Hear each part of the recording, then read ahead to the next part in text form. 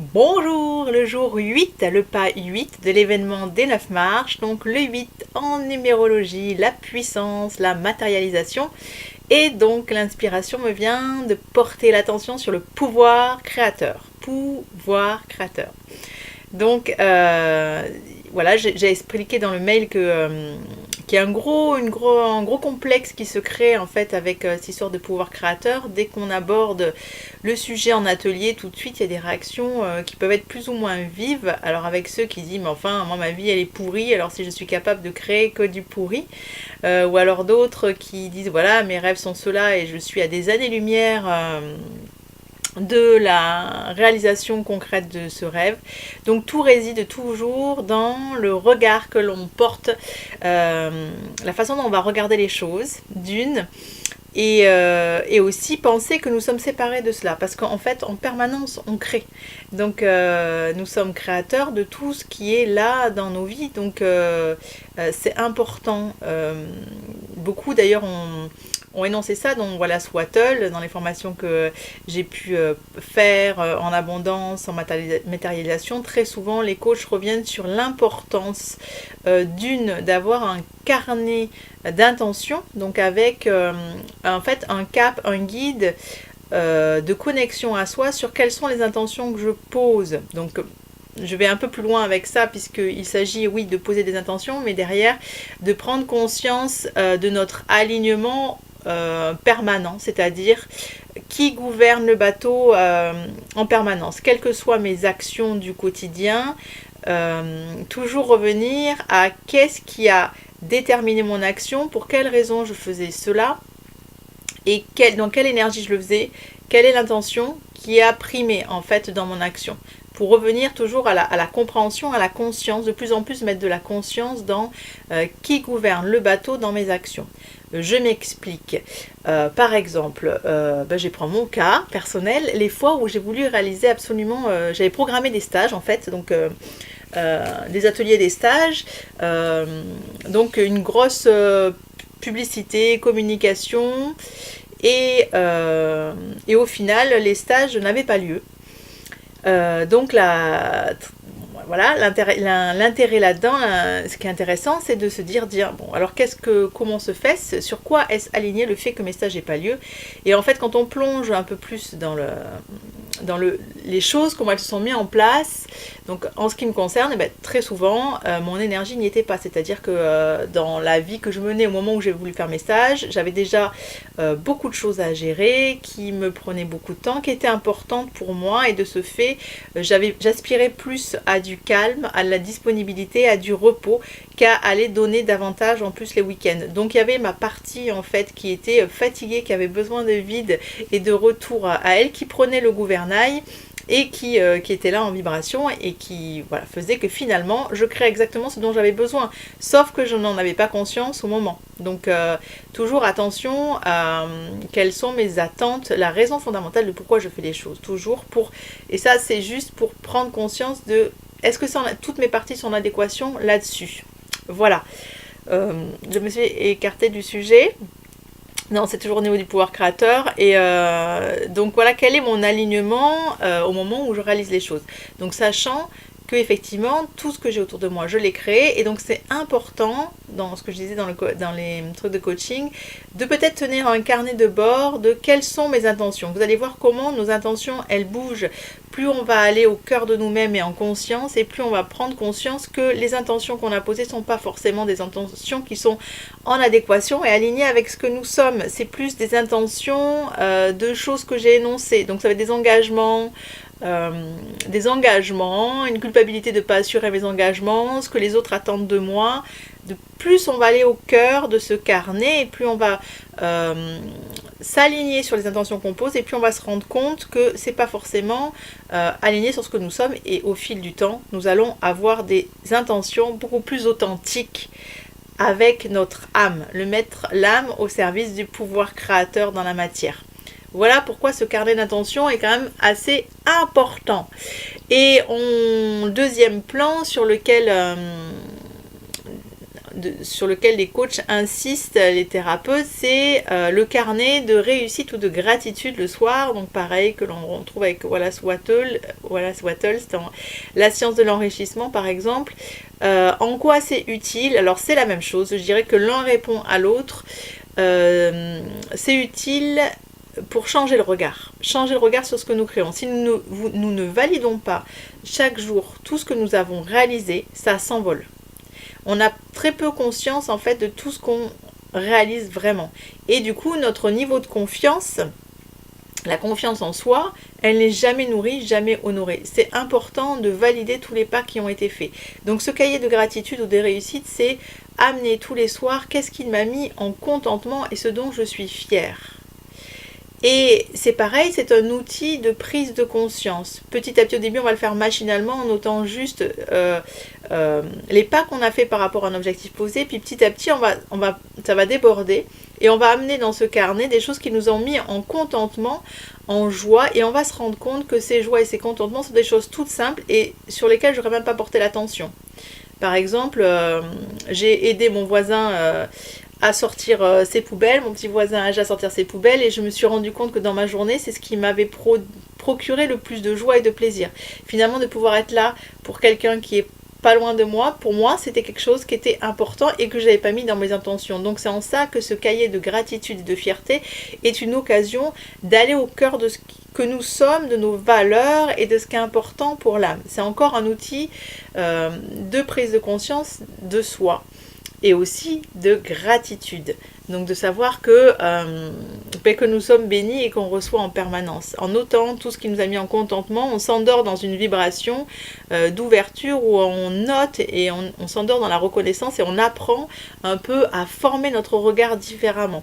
Au lieu de formater le regard sur qu'est-ce qui me manque et ce que je dois améliorer, c'est mettre le regard sur tout ce qui me nourrit et que j'ai en ma possession et qui me met en énorme contentement.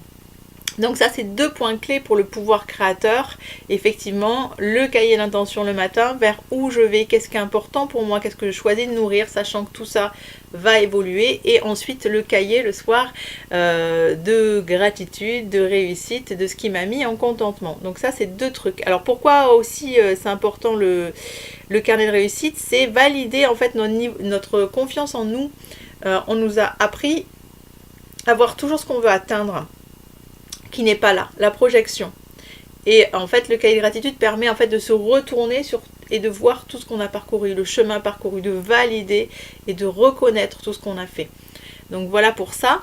Donc le pouvoir créateur, l'idée c'est de prendre conscience de tout ce que j'ai réalisé, de tout ce que j'ai créé en permanence dans ma vie. Donc là, vous pouvez revenir sur, par exemple, les situations que j'ai créées hier et avant-hier, et vous allez voir qu'elles sont parfaitement alignées sur ce qui a pris les commandes du bateau et sur ce que nous étions en train de vibrer. Donc en ça, honorer et célébrer ce pouvoir créateur, se prendre conscience de cette force de création que nous avons. Et dans un autre temps, quels sont mes rêves, qu'est-ce qui est important pour moi et quels sont les... j'ai pas envie de dire les freins en fait, on pourrait dire les complexités que j'ai créées pour l'atteindre. Donc on va entendre beaucoup là-dedans le manque de temps, le manque d'argent, les engagements et responsabilités parentales par exemple. Alors tout ça certes c'est bien là, nous l'avons bien créé, mais tout ça c'est aussi là pour nous amener à contourner, à aller à un autre rythme, à amener une nouvelle façon de faire. C'est en aucun cas un empêchement.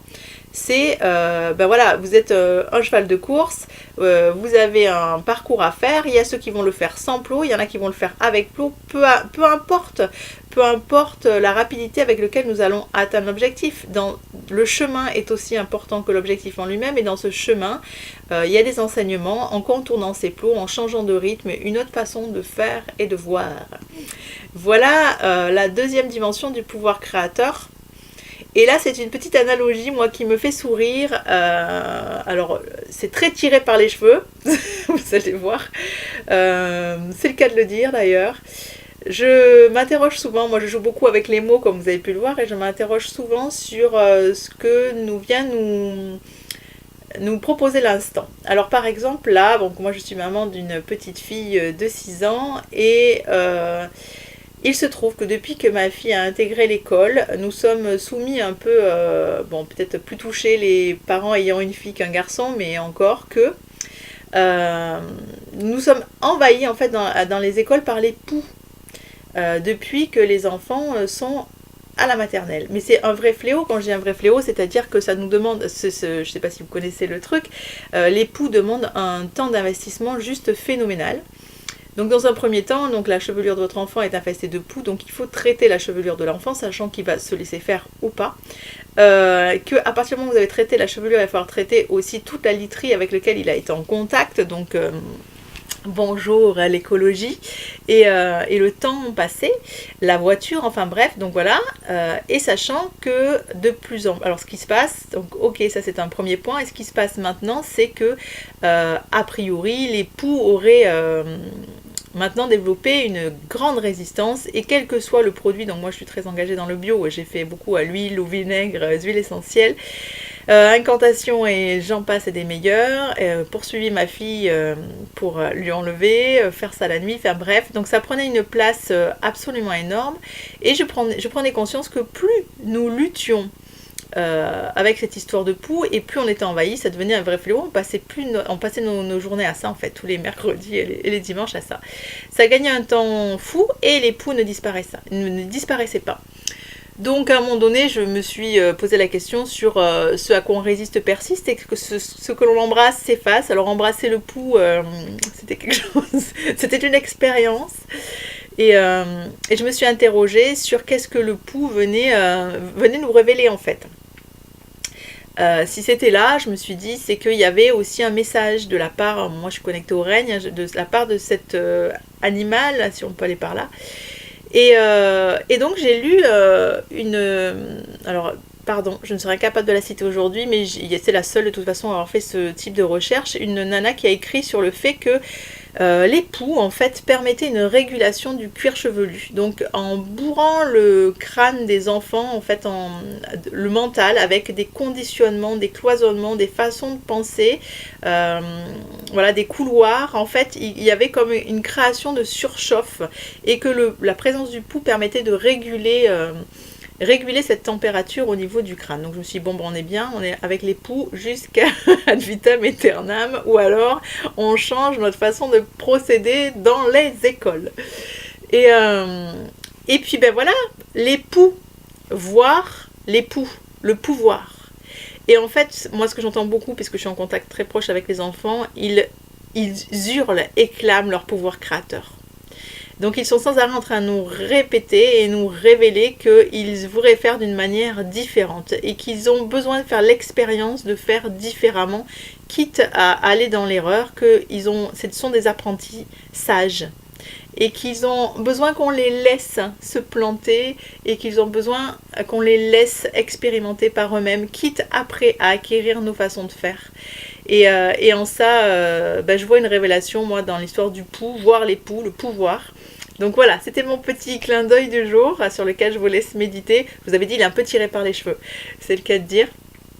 Et je vous invite à partager vos rêves. Qu'est-ce qui est fondamental pour vous, ce sur quoi, peu importe le comment, qu'est-ce qui est fondamental. Revenir à cette question et se la poser tous les jours. Je sais qu'on a souvent coupé le lien et tous les jours entretenir cette graine de qu'est-ce qui me fait vibrer. Même si ça doit changer, évoluer, c'est là pour ça. Ça bouge, ça évolue.